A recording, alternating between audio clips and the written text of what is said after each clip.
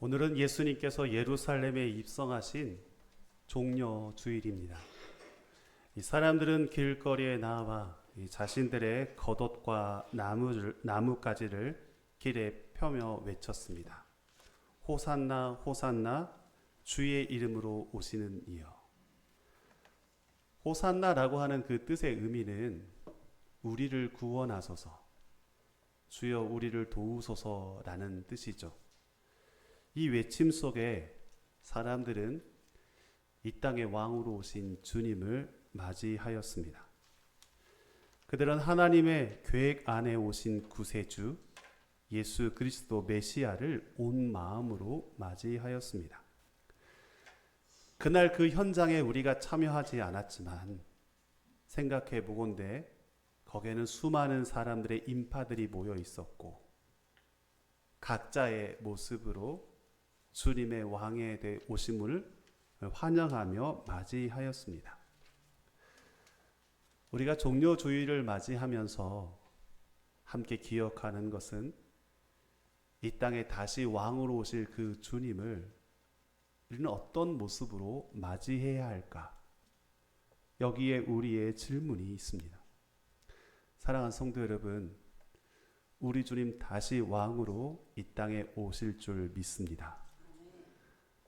그렇다면 어떻게 우리는 그 주님을 맞이해야겠습니까? 예수님께서 예루살렘의 왕으로 입성하실 때에 오늘 본문은 여러 사람들의 반응을 기록하고 있습니다. 그 모습을 묵상해 보면 이 땅에 다시 오실 주님을 왕으로 모시는 준비하는 우리 성도들의 삶의 그 길을 찾아볼 수 있죠. 오늘 이 아침 예루살렘의 왕으로 입성하신 주님을 맞이하는 이 사람들의 반응을 함께 묵상하면서 우리도 다시 오실 주님을 준비하며 기다리며 맞이하는 믿음의 사람들 되기를 축복합니다. 먼저 본문은 예수님께서 예루살렘에 가까우실 때에 제자 두 사람을 따로 불러 그들에게 한 가지를 부탁하듯 말씀하십니다. 저 건너편 마을로 돌아가서 아직 아무도 타보지 않은 나귀 새끼를 풀어 데리고 오라 말씀하셨습니다. 물론 본문에서 그 두 제자가 누구였는지에 대해서는 명확하게 밝히고 있지 않습니다. 그러나 아마도 일평생 예수님과 함께 살아갔던 12 제자들 가운데 두 사람, 누군가는 선택을 받게 되고 그 일을 감당하게 되죠. 그리고 그들에게 말하기를 혹시라도 그 나귀 새끼를 풀어서 데리고 오면 사람들이 왜 그러냐라고 물을 때에 오늘 본문 3절에 나와 있는 것처럼 주가 쓰시겠다 하라. 조금 더 바꿔 표현한다면 우리 주님이 필요하시다고 말씀하셨다. 그렇게 대답하고 그 나귀를 몰고 오라 라고 말씀하셨죠. 이해하기 쉽지 않는 그런 상황이었고 그런 대답이었습니다. 쉽게 납득할 수 없는 상황이었지만 제자들은 예수님께서 하신 그 말씀 따라 길을 나섭니다. 왜 그렇게 해야 합니까? 질문하지도 않았고 정말 그게 가능한 일입니까? 묻지도 따지지도 않았습니다. 그저 주님 말씀하시니 그 말씀 붙잡고 그 길을 떠나게 되죠. 실제로 마을 옥에 가보니 나귀 새끼가 매어 있는 것이 아닙니까? 그래서 매어 있는 그 줄을 풀고서 나귀를 데리고 가려고 하니 주변의 사람들이 묻습니다. 도대체 무슨 일을 하십니까? 왜 그 나귀를 몰고 가는 것입니까? 분명 보아서는 당신들이 주인이 아닌 듯한데, 혹은 우리가 이 나귀 새끼의 주인이 누구인지를 알고 있는데, 혹은 누군가는 이 나귀가 나의 것인데 왜 허락 없이 마음대로 풀러 가십니까? 이렇게 사람들이 이야기를 하게 되죠. 그때 제자들은 예수님의 말씀이 생각이 났습니다. 그리고 그 말씀 그대로 주가 쓰시겠다 하라. 말씀 기억하며 주님께서 쓰신다고 합니다. 라고 대답하게 되죠. 오늘 본문 6절 말씀에 보면 예수님께서 말씀하신 그대로 그들이 대답했습니다. 근데 더욱 놀라운 사실은 이에 그대로 이루어졌다. 허락하는지라 라고 기록하죠. 도무지 알 수 없는 상황이었고 알 수 없는 그런 모습인데도 있는 그대로 진행되었고 그것들을 허락하였다라는 것입니다. 참으로 놀라운 이 사건은 말씀에 대한 순종의 삶이 어떠한 역사로 나타나는지 우리에게 분명히 보여주는 사건이기도 하죠. 사실 제자들은 모든 것이 확실하게 보장된 이 결과를 알고 그 길을 떠난 것이 아니었습니다. 가면 누구를 만날지, 또 어떠한 일이 있을지 결과를 알고 시행하는 것이 아니었습니다. 아무것도 알지 못하고 그저 제자들의 마음속에 한 가지 드는 생각은 주님 말씀하셨으니 내가 그 말씀 믿고 신뢰합니다. 믿습니다. 그 말씀 믿고 행동하였던 것이죠. 그 행동의 삶을 가리켜 우리는 순종이라고 표현할 수 있습니다. 주님 말씀하시니 그 말씀 앞에 순종하며 나아갔더니 하나님께서 그 길을 열어주셨습니다. 사랑하는 성도 여러분, 오늘 이 제자들의 모습을 보면서 순종이 무엇입니까? 라고 묻는다면 그 의미를 찾아볼 수 있습니다. 첫 번째, 순종은 무엇일까요? 순종은 크기가 아니라 반응입니다. 반응. 오늘 제자들에게 맡겨진 일들은 거창한 일, 막 큰 일이 아니었습니다. 그냥 그 말씀하신 그대로 매어있는 나귀 새끼를 좀 풀어서 오라. 너무나도 작은 일이었죠. 그런데 제자들은 그 일 앞에 주저하지 않고 즉시 행동하였습니다. 반응하였습니다. 그렇습니다. 순종이라고 하는 것은 막 위대한 일로부터 비롯된 것이 아니라 작은 일을 할지라도 그 작은 일에 우리가 반응하는 그 자리에서 순종이 시작된다라는 것이죠. 우리의 삶도 마찬가지입니다. 이 마음의 감동이 올 때에 미루지 않고 반응하는 것, 이것이 첫 번째 순종의 모습이기도 하죠. 사랑하는 성도 여러분, 주님께서 주신 그 말씀 앞에, 그 마음 앞에 우리가 미루지 않고 반응하는 순종의 사람들 되기를 축복드립니다. 아멘. 또한 순종은 이해가 아니라 결단입니다. 이해가 아니라 결단. 무엇을 의미할까요? 선택받은 두 제자는 지금의 이 상황을 이해한 것이 아니었습니다.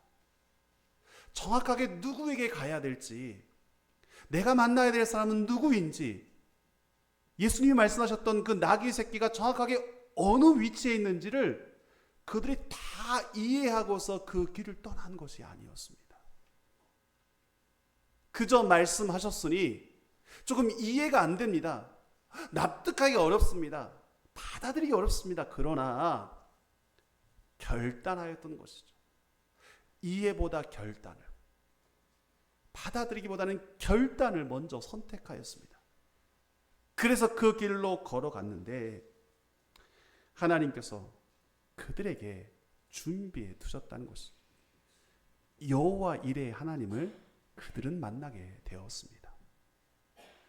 사랑하는 성도 여러분, 이해하기 어려운 순간이라 할지라도 우리가 결단하며 나아갈 때에 나의 기준으로 판단하고 결정해서 생각해서 나가는 것이 아니라 주님 말씀하셨으니 내가 결단하겠습니다. 나아갈 때에 우리 앞에 준비해 두신 여호와 이레의 그 하나님을 경험하게 될 줄 믿습니다. 제자들이 바로 그랬습니다. 무엇보다 제자들은 두려움이 아니라 용기를 품고 나아갔습니다. 그래서 순종은 두려움이 아니라 용기다라고 말하죠. 나귀를 푸는 것은 어떻게 생각해보면 분명 부담스럽고 주변의 시선과 상황으로 인해 더 어려움을 따를 수 있는 그러한 상황이었던 것이죠. 남의 소유에 그 나귀를 몰고 온다는 게 어찌 가능하겠습니까? 지금으로 말한다면 남의 자동차를 그냥 훔쳐오는 것과 다르지 않습니다.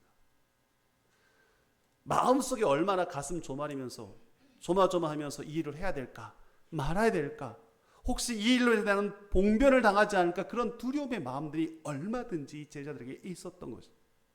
그런데 그 제자들은 용기를 내기 시작했습니다. 두려움보다 용기로 반응하였던 것이죠.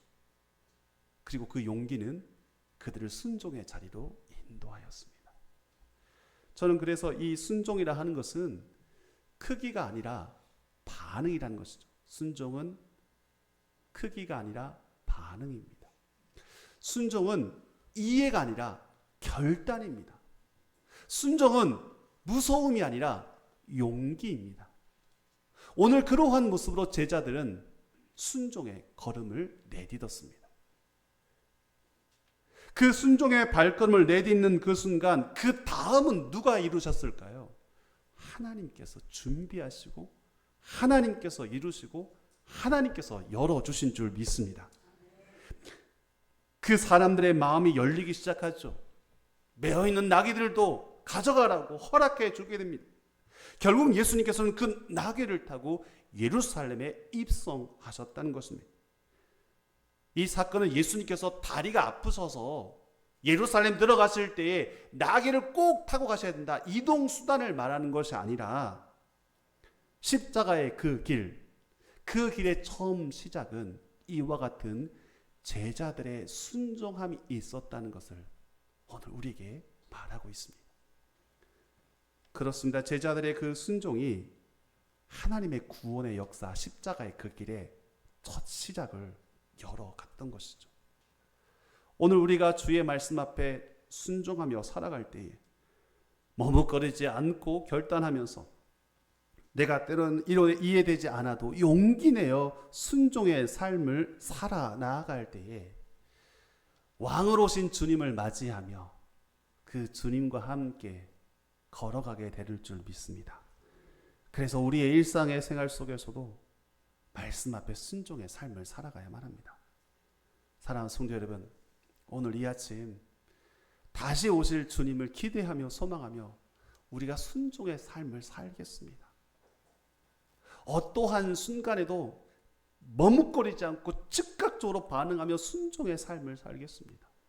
이해되지 않아도 결단하며 순종하며 살겠습니다. 조금 두렵고 염려되지만 용기 내어 순종의 삶을 살겠습니다. 그래서 우리가 함께 순종의 삶을 살아가므로 왕이신 주님을 맞이하며 기다리며 살아가는 하나님의 사람들 될 수 있기를 축복드립니다. 두 번째로 계속되는 말씀에 보면 오늘 예수님께서는 예언하신 그대로 나귀 새끼를 타고 예루살렘에 입성하시는데요. 이때에 눈에 띄는 것은 예수님의 모습만이 아니라 그분을 맞이하는 사람들의 태도였습니다. 제자들은 자신들의 겉옷을 벗어서 나귀 위에 올렸습니다. 그리고 단순한 편의를 위한 행동이 아니라 예수님을 향한 존경과 헌신에 표현하게 되는데, 많은 사람들이 길가에다가 자신들의 옷과 나뭇가지를 펴며 주님을 맞이하였다라고 기록하고 있습니다. 생각해 보십시오. 수많은 사람들이 이 자신들의 겉옷을 벗어서 주님이 걸어가시는 그 길에 펼쳐 놓았습니다. 가끔은 국가의 행사를 보게 되면 나라의 지도자들이 전용기에서 비행기에서 내려오거나 차에서 내리게 되면 그 앞에는 이런 빨간 카페트로 그가 밟는 길을 이렇게 미리 준비해 두곤 하죠. 얼마나 멋집니까? 얼마나 화려합니까? 그 모습 그대로 당시에 예수님께서도 영광의 왕, 겸손의 왕으로 나귀 새끼를 타고 예루살렘에 입성하셨습니다. 그런데 그때 사람들이 자신들의 겉옷을 벗어서 예수님이 걸어가신 그 길가에 펼쳐놓기 시작합니다. 그 옷 위로 그곳을 밟으며 우리 주님께서 앞으로 나아가고 계시죠. 여기서 주목해야 할 것은 당시에 사람들이 벗어놓았던 그 겉옷은 우리가 지금 입고 있는 이런 화려한 옷, 질감이 좋고 비싼 옷이 아니었다는 것입니다. 당시 유대인들의 겉옷은 마치 천 조각과 다르지 않았습니다. 천 그런 조각이었던 거죠. 두루마리처럼. 그래서 춥고 괴로울 때는 마치 그 겉옷을 벗어서 이불 삼아서 덮어 생활했다고 합니다. 그러니까 두루마리 천과 같은 그러한 몸을 감싸는 천에 불과하였습니다. 그러니까 때로는 바닥에 깔기도 하고요, 덮기도 하고, 때로는 필요하다면 다른 물건도 덮어놓기도 하고, 뭐 여러 가지 용도 썼던 게 겉옷의 존재였습니다. 그렇다면 그 겉옷이 뭐 지금처럼 화려했겠습니까? 정말 때묻고 때로 한 부분은 찢겨지고 상하고 꿰매어지고 낡고 닳아진 옷, 그런 겉옷들을 그들은 입고 살아갔던 것이죠. 너무나 평범한 그러한 옷에 불과했습니다. 그런데 그 평범한 그것들을 주님 앞에 드리는 순간 놀라운 변화가 있게 되죠. 그들은 미처 생각하지 못했습니다. 그들은 미처 알지 못했습니다. 그러나 그것이 그 겉옷을 펼쳐서 주님 걸어가신 길을 내어놓았을 때, 드렸을 때에 이 땅의 왕이신 주님께서 그들의 옷자락 위로 친히 걸어가셨습니다.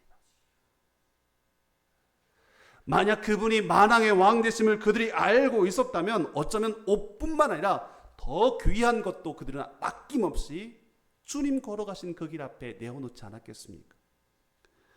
참으로 놀라운 것은 낡고 초라한 것, 너무나 헤어지고 닳아진 것들, 그런데도 불구하고 그것을 주님 앞에 드렸을 때에 왕 되신 주님께서 걸어가신 그 카페트가 되어졌고 그 영광의 길을 꾸며내는 귀한 도구로 쓰임받게 되었던 것입니다. 주님 앞에 드렸더니 그 작고 낡은 옷들이 왕이신 주님께서 걸어가신 그 길로 변화되었다는 것이죠. 사랑하는 성도 여러분, 우리가 크고 특별한 것이라 아닐지라도 우리가 가진 아주 작은 것, 낡고 헤어진 것, 더 이상 아무런 쓸모도 없는 그러한 것들이라 할지라도 주님 앞에 드릴 때에 주님 다가오신 그 길, 주님 빛나는 그 길, 걸어가신 그 길로 귀하게 쓰임받고 사용되는 줄 믿습니다. 성경이 이러한 사실들을 우리에게 전해주고 있습니다. 여러분 기억해 보십시오. 한 어린아이가 보리떡 5개와 물고기 2마리를 가지고 있었습니다. 그리고 너무나 작은 그것을 주님 앞에 내어드리게 되죠. 사람들이 보아서는 아니 저게 무슨 얼마나 큰 양이냐, 비싸 보이지도 않고 좋아 보이지도 않은데 어쩌면 어린아이가 한 끼 먹고 없앨 만한 그런 작은 것인데 우리에게 무슨 도움이 되겠느냐라고 사람은 생각했을지 모릅니다. 그런데 주님 앞에 드려지는 순간 그곳에 있던 모든 사람들이 먹고 누릴 만큼, 남겨질 만큼 하나님의 역사에 거룩한 도구로 쓰임받게 되었다는 것이죠. 작은 것이라 할지라도 주의 손에 드려지고 주님 앞에 드려질 때에 그 가치는 우리가 상상할 수 없는 놀라운 역사들을 이루어간다는 것을 성경은 우리에게 전하고 있습니다. 초대 한국 교회도 이러한 모습들을 우리가 살펴볼 수 있는데요. 초대 한국 교회 헌신의 전통 가운데 날연보라고 하는 전통이 있었습니다. 가난에 힘겨운 성도들이 주님 앞에 귀한 것을 드리고 싶은데 드릴 수 없게 되자 자신에게 주어진 날을 예보, 날연보, 헌금으로 드리게 되죠. 그래서 일주일에 1시간, 어떤 날을 내가 이 날은 하나님의 나라와 영광을 위해서 내가 내 시간을 드리고 내 노동을 드리고 내가 구별하여 하루를 주님 앞에 드리겠다라고 결단하면서 주 앞에 드리게 됩니다. 이러한 작은 수고와 헌신이 모여서 교회를 세우고 공동체를 지탱하는 힘이 되었습니다. 기억하십니까? 과거의 부모님들은 성미라고 하는 것을 준비해 두었습니다. 밥을 지을 때에 넉넉하지 않지만 쌀을 모아서 지을 때에 그 중에 한 움큼 따로 구별하여서 정해진 공간에 그것을 모아두었습니다. 그리고 어느 순간이 되면 그것을 하나님께 드리기 시작하죠. 그렇게 모여진 쌀들을 성미, 거룩한 쌀이라고 말하면서 주변의 이웃들과 가난한 사람들, 그들과 함께 나누기를 주저하지 않았습니다. 한 번에 그 쌀 한 줌, 너무나 작은 것에 불과합니다. 그런데 그 작은 것들이 함께 모여서 교회를 세우고 사랑을 흘려보내는 통로가 되었다는 것입니다. 이처럼 하나님께서는 우리의 작고 너무나 보잘것없는 일상의 헌신이지만 그 모습을 통하여 공동체를 세우고 이루실 일들을 이루가심을 깨닫게 됩니다.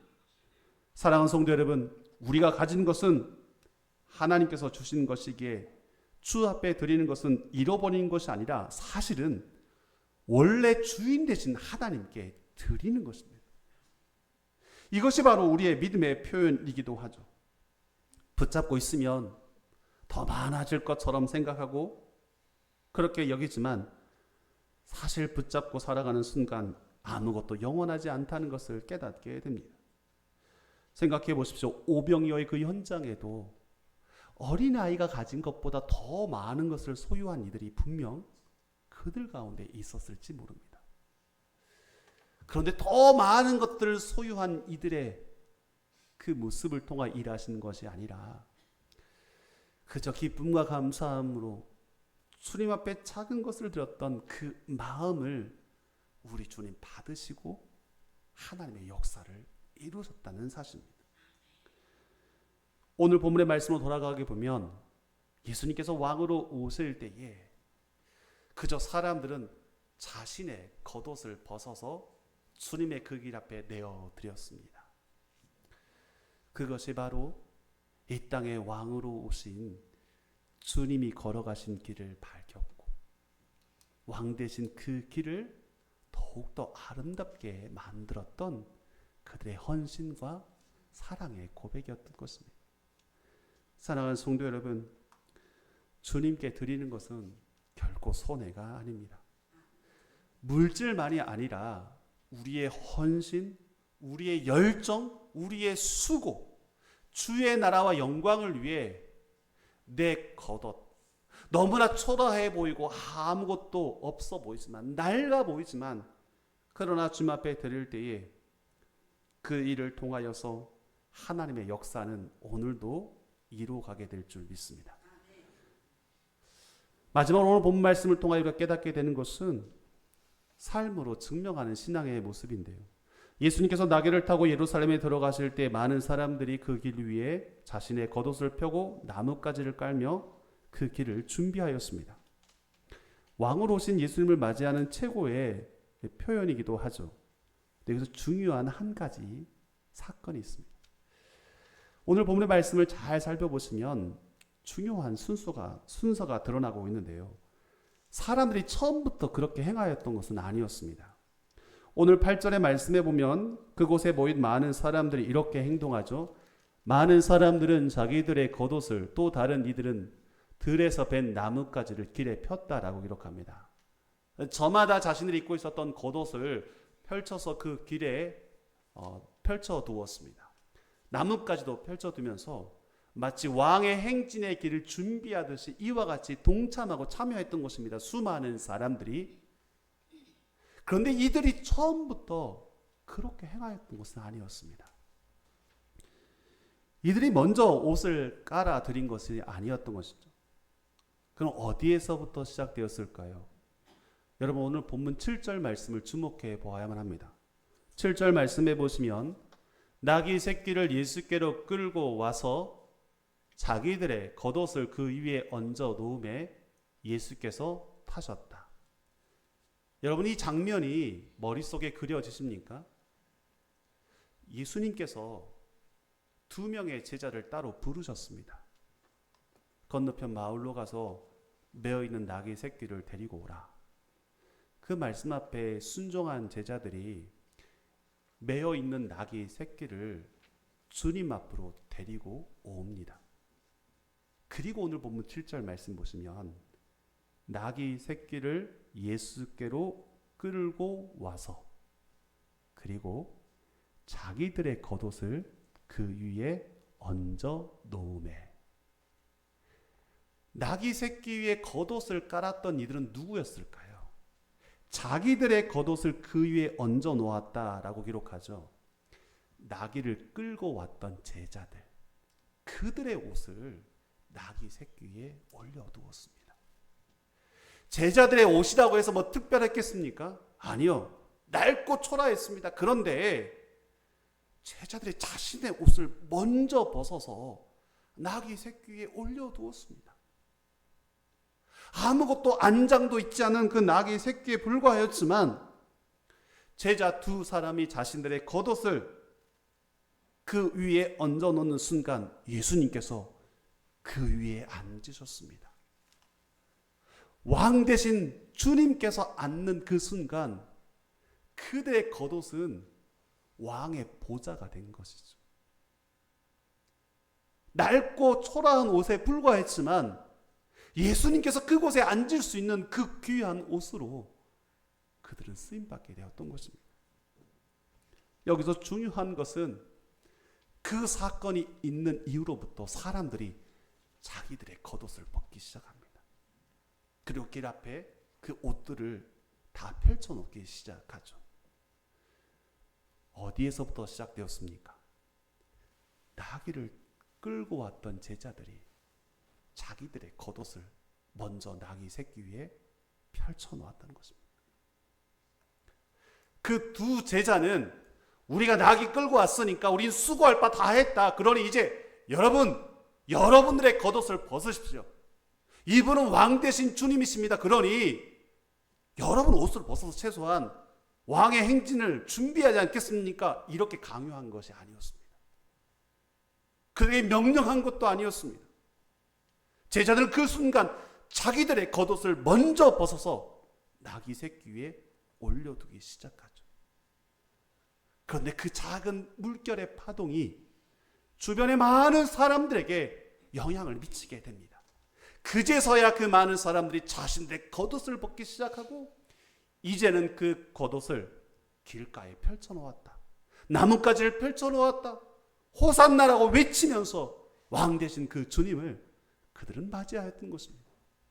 사랑하는 성도 여러분, 제자들은 단순하게 예수님의 가르침을 전하는 것에 그치지 않고 그들이 먼저 삶으로 이처럼 보여주었던 것입니다. 자신의 것을 내어주는 그 모습, 주저하지 않고 순종하면서 자신의 겉옷마저 내어주었을 때 선한 영향력이 파독을 치며 파도가 이루어서 많은 사람들이 참여하게 되고 그 일들을 함께 나아가게 되는 것입니다. 그렇습니다. 오늘 우리의 삶에도 바로 이러한 결단이 필요합니다. 이러한 증명이 필요합니다. 열심히 말로써 왕 대신 주님을 증거하고 전하는 것도 귀한 일이지만 우리가 먼저 그 주님의 왕 되심을 우리의 겉옷을 벗어서 드리듯 우리가 먼저 증명하고 살아갈 때에 내 삶이 본이 되며 살아갈 때에 주변의 사람들은 그 작은 파도에 흔들려 함께 그 길에 참여하게 될 줄 믿습니다. 그래서 말하죠. 오늘 이 시대에 우리가 복음을 증거하는 전도지라고. 전도지. 한 번쯤은 받아보셨을 텐데 교회를 소개하고 복음을 증거하는 전도지, 종이 쪽지 물론 귀하고 가치 있습니다. 그러나 100장, 1000장, 만장, 수만 장을 전한다 할지라도 내 삶이 그 전도지 한 장보다 더 귀하다는 것을 우리가 기억해야만 합니다. 여러분의 삶의 자리에서 우리가 먼저 겉옷을 벗어서 주의 왕 되심을 고백하며 나아갈 때 사람들은 우리의 모습을 보면서 주님의 영광을 바라보게 될 것이고, 마침내 그들도 자신들의 겉옷을 벗어버리고 왕 되신 주님을 호산나 외치며 맞이하는 그 자리로 나오게 될 줄 믿습니다. 그러면 우리가 먼저, 누가 먼저요? 내가 먼저 내 겉옷을 주께 드릴 수 있는, 왕 되신 주님을 인정하며 고백할 수 있는 신앙의 본, 믿음의 본이 되어야만 합니다. 자녀들이 신앙생활 안에서 걱정되시죠? 누가 본을 잘 보여야 할까요? 한국 교회가 아름답게 성장하는 것도 귀합니다. 그러나 더 가까이는 그 아이들과 함께 살아가는 우리 가족의 책임이요, 부모의 책임입니다. 옆집의 사람들이 예수님을 잘 모르고 살아가십니까? 누구의 책임일까요? 앞집 살고 있고 뒷집 살고 있는 믿음의 사람, 나의 책임이고 나의 사명입니다. 내가 본을 보이며 나아갈 때에 그들도 그들의 겉옷을 주께 드리며 영광의 주님을 왕으로 모시는 자리에 참여하게 될 줄 믿습니다. 사랑하는 성도 여러분, 오늘 종료 주일에 우리가 기억해야 할 것은 단순하게 호산나 호산나 우리를 구원하소서, 이 외침의 소리를 뛰어넘어서 어떻게 왕으로 오실 그 주님을 내가 모시며 맞이하며 살아가야 될지, 어떻게 나는 무엇을 준비해야 될지 우리 스스로 묻고 대답할 수 있어야만 합니다. 오늘 그 신앙의 혈단이 무엇입니까? 첫 번째, 제자들처럼 말씀 앞에 즉시 순종하는 믿음이 우리에게 있기를 소망합니다. 자신의 것을 아낌없이 내어드리는 헌신이 있으며, 무엇보다 말이 아니라 삶으로 주님을 드러내는 증거가 있어야만 하는 것입니다. 그래서 생각해보면 순종하고 드리고 살아내는 삶이야말로 진정으로 호산나 외치며 주님을 기쁨으로 맞이하는 믿음의 성도의 모습인 줄 믿습니다. 사랑하는 성도 여러분, 고난주간 보내면서 다시 한번 이 말씀 기억하며 주의 말씀 앞에 순종하는 믿음의 모습으로, 아낌없이 내어드릴 수 있는 헌신의 모습으로 그 말씀을 삶으로 살아내는 그러한 증인의 모습으로 우리가 함께 왕 되신 주님을 맞이하며 살아가는 고난주간에 우리 믿음의 여정 되시기를 주님의 이름으로 축복드립니다. 함께 기도하겠습니다. 사랑의 하나님 아버지, 오늘 말씀을 통해 주님을 맞이하는 삶이 무엇인지 깨닫게 하여 주시니 감사합니다. 말씀에 순종하고 나의 것을 기쁨으로 드리며 삶으로 주님을 드러내게 하여 주시옵소서. 듣고 끝나는 말씀이 아니라 우리의 삶 속에서 실천되는 믿음이 되게 하여 주시고, 우리의 일상 가운데 주님을 기쁘게 맞이하는 삶을 살아내게 하여 주옵소서. 예수님의 이름으로 기도하옵나이다. 아멘.